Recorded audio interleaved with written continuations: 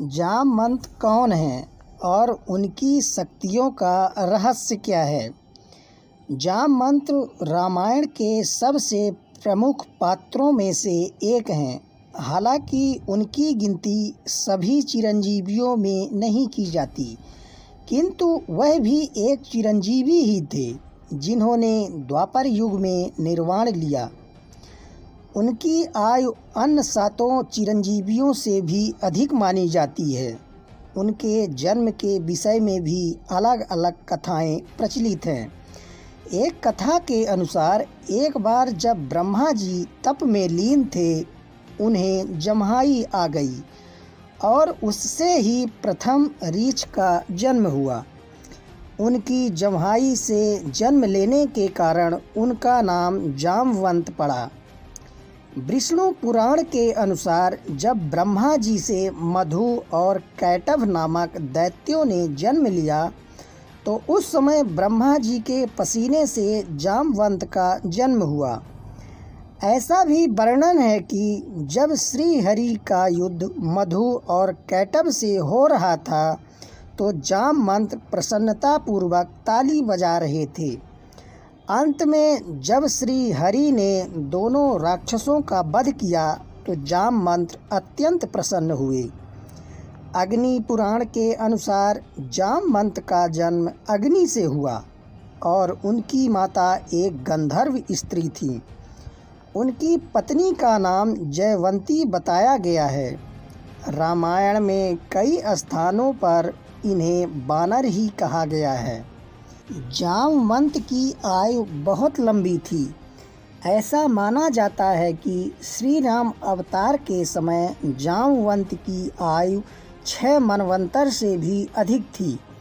उन्होंने मत्स्य अवतार को छोड़कर कूर्म अवतार से लेकर श्री कृष्ण अवतार तक सभी के दर्शन किए हैं, अर्थात श्री हरि के 7 अवतारों में से वे उपस्थित थे। उन्होंने प्रथम देवासुर संग्राम में भी भाग लिया था। उन्हें अत्यंत विद्वान, बुद्धिमान, वेद पाठी और सदा अध्ययन करने वाला बताया गया है। उन्हें सभी वेद, पुराण, शास्त्र कंठस्थ थे। श्री राम की सेना में वे सबसे वयोवृद्ध और बुद्धिमान थे और इसी कारण श्री राम भी उनका बड़ा सम्मान करते थे और उनसे सलाह लिया करते थे। उनका आकार बहुत विशाल बताया गया है। आकार में वे कुंभकर्ण से तनिक ही छोटे थे। जब लक्ष्मण को शक्ति लगी तो उन्होंने ही हनुमान को 4 दुर्लभ बूटियों के बारे में बताया था, जिनमें से एक संजीवनी थी।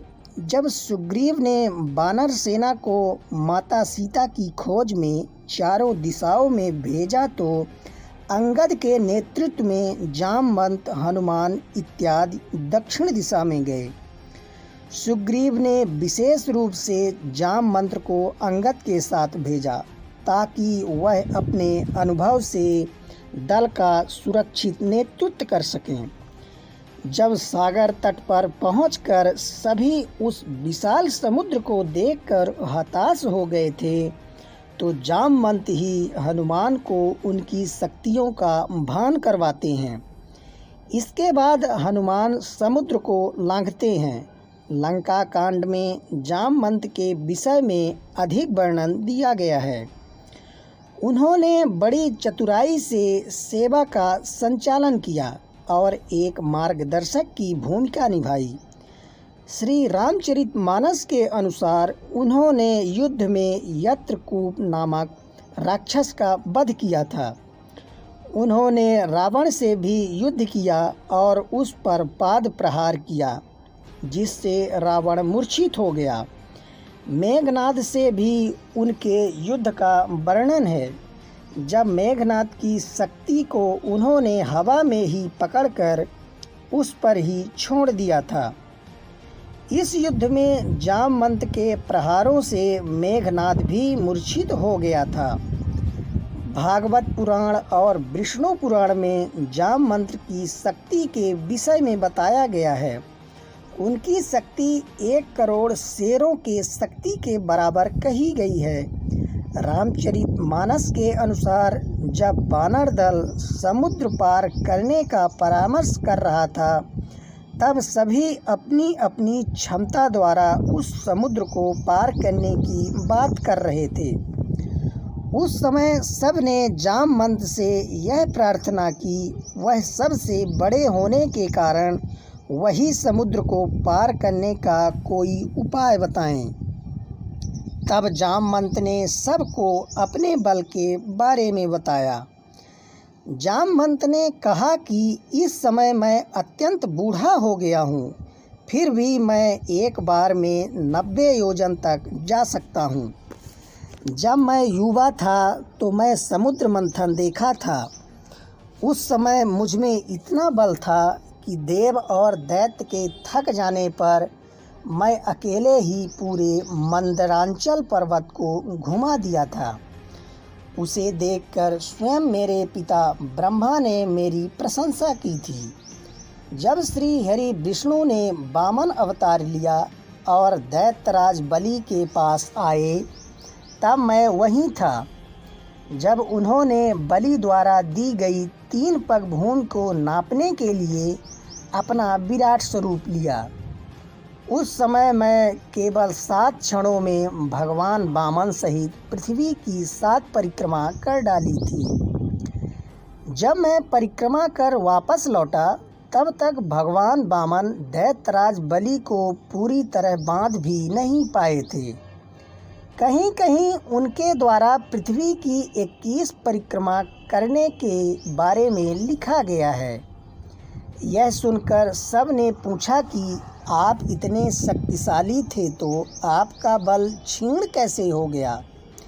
इस पर जामवंत बताते हैं कि भगवान वामन के पृथ्वी को नापते समय जब मैं अत्यंत तीव्र वेग से उनकी परिक्रमा कर रहा था, तो अंतिम परिक्रमा के समय मेरे पैर के अंगूठे का नाखून महामेरु पर्वत में छू गया, जिससे उसका शिखर खंडित हो गया, जिससे मेरु पर्वत ने अपना अपमान माना और मुझे मेरे बल के क्षीण हो जाने का श्राप दे दिया। जब लंका युद्ध समाप्त हुआ तो श्री राम सबके बल की प्रशंसा कर रहे थे। उस समय जामवंत बड़े निराश होकर श्री राम के पास आए और उनसे कहा कि प्रभु, मैं तो सोचा था कि युगों बाद मुझे इस युद्ध में आनंद आएगा, किंतु पूरा युद्ध समाप्त हो गया और मेरे शरीर से पसीने की एक बूंद भी नहीं गिरी। लगता है मुझे वास्तविक युद्ध के लिए अभी और प्रतीक्षा करनी होगी। उन्हें ऐसा कहते देख श्री राम समझ गए कि जामवंत के मन में अहंकार आ गया है। तब उन्होंने जामवंत से कहा कि प्रतीक्षा करो, द्वापर में स्वयं तुम्हारी युद्ध का अभिलाषा पूर्ण करूँगा। जब द्वापर में श्री कृष्ण ने अवतार लिया तो सत्राजीत ने उन पर इस्मायंतक मणि की चोरी का आरोप लगा दिया। वास्तव में वह मणि सत्राजीत का भाई ले गया था, जिसे एक शेर ने मार डाला। फिर जामवंत ने उस सिंह को मारकर वह मणि अपनी बेटी को दे दी। जब श्री कृष्ण उस मणि को ढूंढने निकले तो वह जामवंत की गुफा में पहुँचे। वहाँ जब उन्होंने मणि देखी तो उसे लेना चाहा। इस पर श्री कृष्ण और जामवंत में घोर युद्ध हुआ। भागवत पुराण के अनुसार वह युद्ध 28 दिनों तक लगातार चलता रहा। अंत में जामवंत पसीने से लथपथ हो गए और थक गए। जब वो परास्त होने लगे तब उन्होंने श्री राम का स्मरण किया। ऐसा करते ही श्री कृष्ण ने ही उन्हें श्री राम के रूप में दर्शन दिए। जामवंत समझ गए कि अपने दिए वचन के कारण स्वयं श्री राम श्री कृष्ण के रूप में अवतरित हुए हैं। उनका अभिमान भंग हो गया और उन्होंने श्री कृष्ण के स्वरूप को पहचान कर उनसे क्षमा याचना की।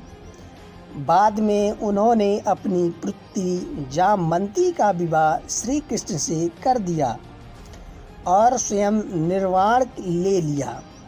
ऐसा माना जाता है कि जामवंत ने ही जामथून नगर बसाया था, जो आज मध्य प्रदेश के रतलाम ज़िले में है। यहाँ तक एक गुफा है जिसे जामवंत गुफा के नाम से जाना जाता है। इसके अतिरिक्त उत्तर प्रदेश के बरेली में भी जामवंत तपो गुफा नामक एक गुफा है। माना जाता है कि जामवंत यहीं त्रेता से द्वापर तक प्रतीक्षा की थी।